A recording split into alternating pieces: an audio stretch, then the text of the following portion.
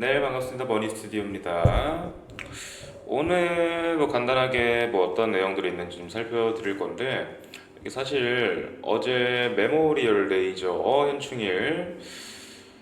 장 자체가 쉬었기 때문에 특별히 이렇게 많은 말씀 드릴 거는 없어요. 그냥 짧고 간략하게 몇 가지 내용만 살펴보고 가도록 할게요. 뉴스 몇 가지 찾아놨는데 한번 바로 본론으로 한번 들어가 볼게요.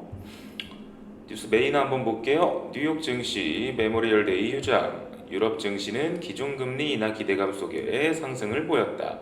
유럽 증시에 관한 내용이 그나마 조금은 주된 내용이 되겠네요. 뉴욕 증시가 메모리얼 데이로 휴정했다. 유럽 증시는 유럽 중앙은행의 금리 인하 기대감에 상승을 한 바가 있다고 하네요. 현지 시각으로 27일 유럽 증시는 대체로 상승 마감했다. 독일 지수 같은 경우는 직전 거래일보다 81.34포인트 높은 18,774.71의 거래를 마감했다. 프랑스 지수 같은 경우도 직전 거래일보다 37.52포인트 높은 8,132.49에 장을 마쳤다고 하네요. 범유럽 지수인 유로스톡스 같은 경우도 0.47% 상승을 한 바가 있네요. 이날 미국 뉴욕 증시는 메모리얼 데이를 맞아 휴장했다. 메모리얼 데이는 미국 남북 전쟁 당시 사망한 군인들을 추모하기 위해 지정된 연방 공휴일이다. 이런 거는 그냥 기본 상식으로 알아두시면 좋죠. 영국 증시도 스프링 뱅크 홀리데이를 맞아 휴장했다.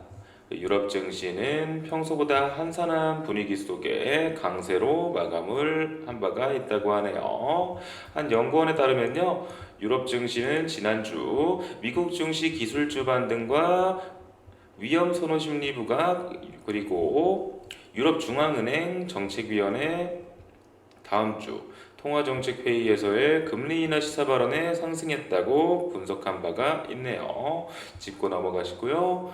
유럽 증시는 현지 시각으로 29일 발표되는 독일 5월 소비자 물가 지수와 31일 유로존 CPI 등 주요 물가 지표를 주시하고 있다.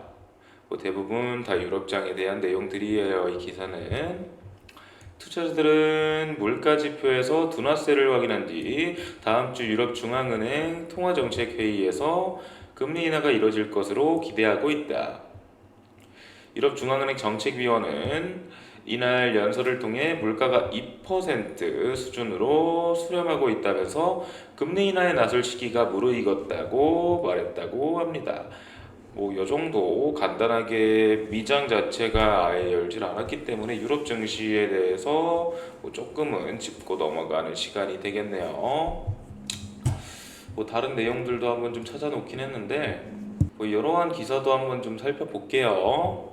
주요국 통화정책 주목 상승 랠리 동력될 것.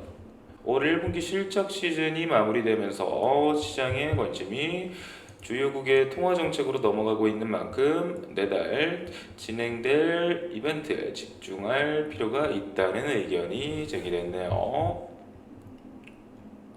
한 연구원에 따르면요, 28일 발간한 보고서를 통해 글로벌 주요국 중앙은행의 통화정책 발표가 내달 연달아 예정돼 있다며 이같이 말했다고 합니다. 특히 스위스, 스웨덴에 이어 유럽의 금리 인하 기대가 높아진 상황임을 고려해 월 초 발표되는 유럽 중앙은행 결과에 주목해야 한다고 주장했습니다. 실제로 글로벌 시장에서는 유럽 중앙은행이 전 세계 주요 중앙은행들 중 가장 먼저 금리 인하를 하는 곳이 될 것이라고 예상하고 있다고 합니다. 미국의 경우는 여전히 물가에 대한 경계감을 내비치며 금리 인하를 경계하고 있으나 주요 국가 지역의 스탠스 변화로 연방준비제도에 금리 인하를 촉구하는 시각이 증가할 수밖에 없을 것이라는 게 그의 입장이네요. 한 연구원은 금리 인하 기대가 확산될수록 자산 가격 전반의 상승 압력은 높아질 것이라고 강조한 바가 있고요.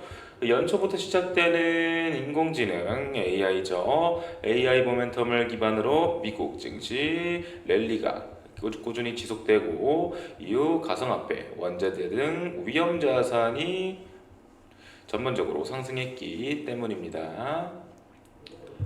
그는 유동성을 바탕으로 어떤 위험 자산이 아웃퍼폼할 것인지, 아웃퍼폼은 여기서 시장 수익률을 상회한 거를 얘기를 해요. 아웃퍼폼할 것인지를 가늠해 볼 시간이 다가오고 있다라면서도 위험 자산의 반등은 재차 물가 압력을 높일 것이라고 예상했다.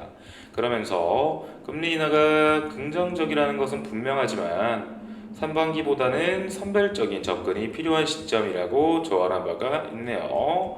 오늘은 일단 이따가 장 여는 거 한번 살펴볼 필요성이 있을 거고요. 조금 있으면 국내 증시도 마감을 하니까 그 부분도 한번 살펴보고 가실 필요가 있으실 것 같아요.